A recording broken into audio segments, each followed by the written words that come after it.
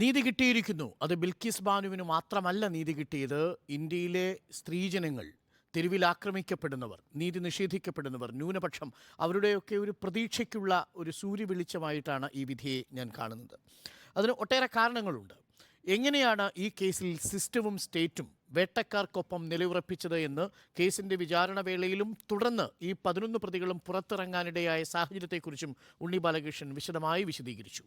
ഈ കേസന്വേഷണത്തിൻ്റെ ഒരു ഘട്ടമുണ്ടല്ലോ, ആ കേസന്വേഷണത്തിൻ്റെ ഘട്ടത്തിൽ എങ്ങനെയാണ് ഈ അന്നത്തെ 2002 ഗുജറാത്ത് സ്റ്റേറ്റ്, ഇന്നത്തെ പ്രധാനമന്ത്രി നരേന്ദ്രമോദി മുഖ്യമന്ത്രിയായിരിക്കുന്ന ഗുജറാത്ത് സ്റ്റേറ്റിലെ ആഭ്യന്തര വകുപ്പ് കൈകാര്യം ചെയ്യുന്ന അമിത്ഷായുടെ നേതൃത്വത്തിൽ പോലീസ് എങ്ങനെയാണ് ഈ കേസിനെ കൈകാര്യം ചെയ്തത് എന്നതുകൂടി നമ്മൾ അറിയണം.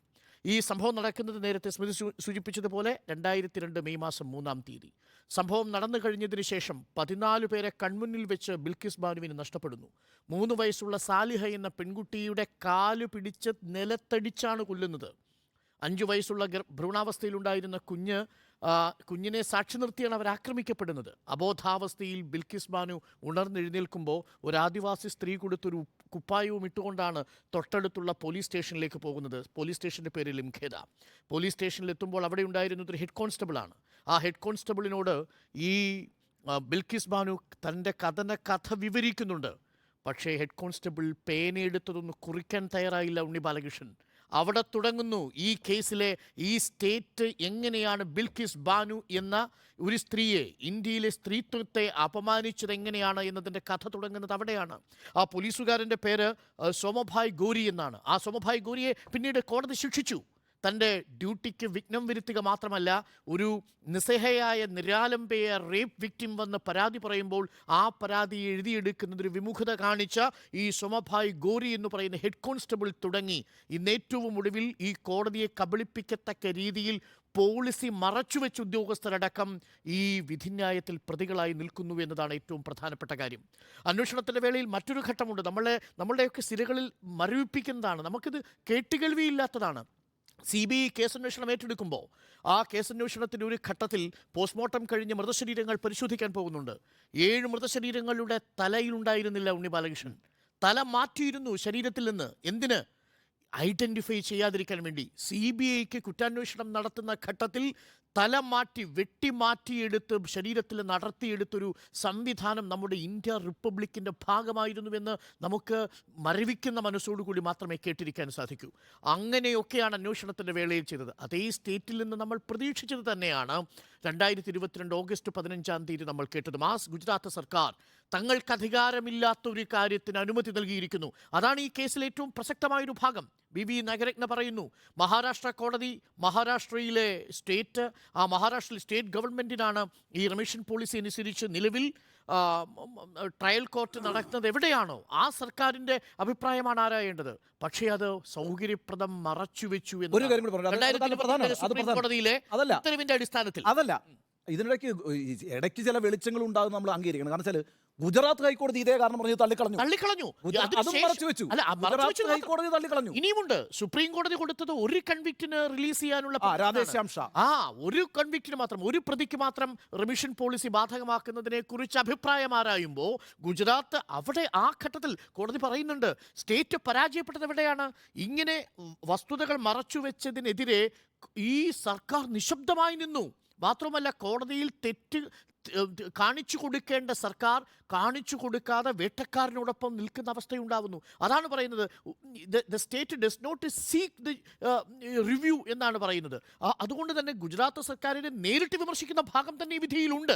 നേരിട്ട് തന്നെ ആ ഭാഗത്ത് വിമർശിക്കുന്നുണ്ട്. അങ്ങനെ ഒരു കുറ്റവാളിക്ക് മാത്രം ഈ റിമിഷൻ പോളിസി അനുസരിച്ച് ശിക്ഷയിളവ് നൽകണമെന്ന് ആവശ്യപ്പെടുമ്പോൾ എല്ലാവർക്കും അത് ബാധകമാക്കുക, തങ്ങളുടെ അധികാര പരിധിയിലില്ലാതെ മഹാരാഷ്ട്ര സർക്കാരിൽ മാത്രം നമ്മൾ പ്രതീക്ഷിക്കുന്ന ഈ ശിക്ഷ ഇളവിൻ്റെ അധികാരം ഗുജറാത്ത് സർക്കാർ അഷർപ്പിക്കുക എന്നതാണ് പറഞ്ഞിരിക്കുന്നത്. ആ അധികാരം കടന്നെടുത്തിരിക്കുന്നു. മഹാരാഷ്ട്ര സർക്കാരിൻ്റെ അധികാരത്തിന്മേലുള്ള കടന്നുകയറ്റമാണ് ഗുജറാത്ത് സർക്കാർ നടത്തിയിരിക്കുന്നത്. ആ കടന്നാക്രമണത്തിലൂടെ നീതി നിഷേധിക്കപ്പെടുകയായിരുന്നു. ഏറ്റവും ഒടുവിൽ ആ നീതി നിഷേധിക്കപ്പെടുന്ന ദിവസം നമ്മൾ കണ്ട കാഴ്ചകൾ, ആരൊക്കെയായിരുന്നു ബലാത്സംഗം ചെയ്തത് അതുകൂടി പ്രേക്ഷകർ അറിയണം. ഈ 2002 മാർച്ച് മാസം 3-ാം തീയതി ബിൽക്കിസ് ബാനുവിനെ ആക്രമിച്ചവർ, ആ അന്ന് ബിൽക്കിസ് ബാനു കുട്ടിയായിരിക്കുമ്പോൾ ബിൽക്കിസ് ബാനുവിൻ്റെ കയ്യിൽ വളയിട്ട് കൊടുത്ത മനുഷ്യരുണ്ട്. ബിൽക്കിസ് ബാനുവിൻ്റെ അച്ഛനെ ചികിത്സിച്ച ഡോക്ടറുടെ മകനുണ്ട്. ഈ ബിൽക്കിസ് ബാനുവിൻ്റെ വീട്ടിൽ പാല് വാങ്ങാൻ വന്ന അയൽക്കാരനുണ്ട്. ഒരു കലാപം നിങ്ങളുടെ അയൽക്കാരനെയും സുഹൃത്തിനെയും വൈദ്യനെയും ഒപ്പം നിങ്ങളുടെ പിതാവെന്ന് കരുതി നിങ്ങൾ ചാച്ച എന്ന് വിളിച്ച ആൾക്കാരെയും റേപ്പിസ്റ്റുകളാക്കി മാറ്റുന്നതിൻ്റെ കഥ കൂടിയാണ് ബിൽക്കിസ് ബാനുവിൻ്റെ വർഗീയ കലാപം. ആ വർഗീയ കലാപം നിങ്ങളിലുള്ള ടോക്സിക് മസ്കുലിനിറ്റിയെ ഒരു ബലാത്സംഗവാദിയാക്കി മാറ്റുന്നുവെന്നാണ് ബിൽക്കിസ് ബാനുവിൻ്റെ കഥ പറയുന്നത്. അങ്ങനെയുള്ളവരാൽ ആക്രമിക്കപ്പെട്ടവരാണ്. അതുകൊണ്ടാണ് ഇത് നീതിയോ എന്ന് ചോദിക്കുമ്പോൾ ആ നീതിക്ക് വേണ്ടി പോരാടിയ മനുഷ്യരെ കൂടെ നമ്മൾ എടുത്തു തന്നെ പറഞ്ഞു തന്നെ പോകണം. ഒരു മാധ്യമപ്രവർത്തകൻ എന്ന നിലയിൽ എനിക്കേറെ അഭിമാനമുള്ളൊരു ദിവസമാണ്. കാരണം അതിന് പിന്നിൽ പ്രവർത്തിച്ചൊരു മാധ്യമപ്രവർത്തകയുണ്ട്, രേവതി ലോളിൻ്റെ ദ അനാട്ടമി ഓഫ് ഹേറ്റ് എന്ന് പറയുന്ന പുസ്തകത്തിൽ ഇതിനെക്കുറിച്ച് എങ്ങനെയാണ് വെറുപ്പിൻ്റെ വിദ്വേഷത്തിൻ്റെ രാഷ്ട്രീയം പ്രവർത്തിക്കുന്നത്, അതിൻ്റെ അനാട്ടമി പ്രവർത്തിക്കുന്നത് എന്നതിനെക്കുറിച്ച് വിശദമായി എഴുതിയിട്ടുണ്ട്. മറ്റൊരു പേര് കൂടി പറയണം, സുഭാഷിണി അലി. മറ്റൊരു പേര് കൂടി പറയണം, പ്രൊഫസർ രൂപ്രേഖ് വർമ്മ. ഈ രൂപ്രേഖ് വർമ്മയെ ഓർമ്മിക്കുന്നുണ്ടാവും. സിദ്ദിഖാപ്പൻ്റെ വിഷയത്തിലും ഇതേപോലെ ഒറ്റയാൽ പോരാട്ടം നടത്തിയൊരു സ്ത്രീയാണ്. തെരുവിൽ ലഘുലേഖകൾ വിതരണം ചെയ്തുകൊണ്ട് നീതിക്ക് വേണ്ടി പോരാടിയ ഒരു സ്ത്രീയാണ് രൂപരേഖ്. മീരൻ ഛദ്ദ എന്നൊരു IPS കാരനുണ്ട്. ഇവർക്കൊപ്പം നിന്നുകൊണ്ട് പോരാടുന്ന മഹുവ മൊയ്ത്ര എന്ന് പറയുന്ന ഇപ്പോൾ പാർലമെന്റിൽ നിന്ന് പുറത്താക്കപ്പെട്ട തൃണമൂൽ കോൺഗ്രസിൻ്റെ MP ഉണ്ട്. ഈ സ്ത്രീകളുടെയും ഈ ബിൽക്കിസ് ബാനു എന്ന സ്ത്രീയുടെയും പോരാട്ട വീര്യമാണ് നമ്മൾ കണ്ടത്. അതിന് സുപ്രീം കോടതി അനുകൂലമായി വിധി പറയുന്നു എന്നുള്ളത് ചെറിയൊരു തരി വെളിച്ചം നമുക്ക് നൽകുന്നു. ഒരു ചെറു വെളിച്ചമുണ്ട് എന്നുള്ള ഘട്ടത്തിലാണ് ഞാൻ നിൽക്കുന്നത്. ഒരു കാര്യം കൂടി പറഞ്ഞ് ഞാൻ അവസാനിപ്പിക്കാം.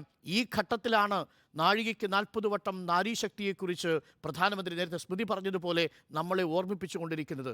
Systematic representation and celebration of rhetoric but systematic suppression, അതാണ് സംഭവിച്ചുകൊണ്ടിരിക്കുന്നത്. സിംബോളിക്കായ റെപ്രസെൻറ്റേഷൻ നടക്കും, പ്രതീകാത്മകമായി നിങ്ങൾക്ക് ചില വ്യക്തികളെ എടുത്തു കാട്ടും. പക്ഷേ യാഥാർത്ഥ്യത്തോടു കൂടി നോക്കൂ, നിങ്ങളെ സിസ്റ്റമാറ്റിക്കായിട്ട് തന്നെ സപ്രസ് ചെയ്ത് കളയും. അതാണ് ഇവിടെ സംഭവിച്ചുകൊണ്ടിരിക്കുന്നത്. എന്നിട്ട് റെട്ടറിക് കൊണ്ട് അതിനെ, പ്രൊപ്പഗാൻഡ കൊണ്ട് അതിനെ പകരം വയ്ക്കും. അതിന് കൊടുത്തിരിക്കുന്ന പ്രഹരമാണ്. ഇന്ന് രാജ്യം ഭരിക്കുന്ന പാർട്ടി നിശബ്ദമായ ദിവസമാണ് ഈ വിധിയിൽ. അതോർമ്മിക്കണം. രാജ്യം ഭരിക്കുന്ന പാർട്ടി നിശബ്ദമായി, ഒരഭിപ്രായവും ഉണ്ടായില്ല. കമാന്നൊരക്ഷരം മിണ്ടിയില്ല. ബിൽക്കിസ് ബാനു എന്ന പേര് പറഞ്ഞു പോകരുത് ടെലിവിഷൻ ചാനലുകളിൽ നിന്ന് തിട്ടൂരം കൊടുത്തു. അതാണ് ഈ വിധിയുടെ രാഷ്ട്രീയ പ്രാധാന്യമെന്ന് ഞാൻ മനസ്സിലാക്കുന്നു.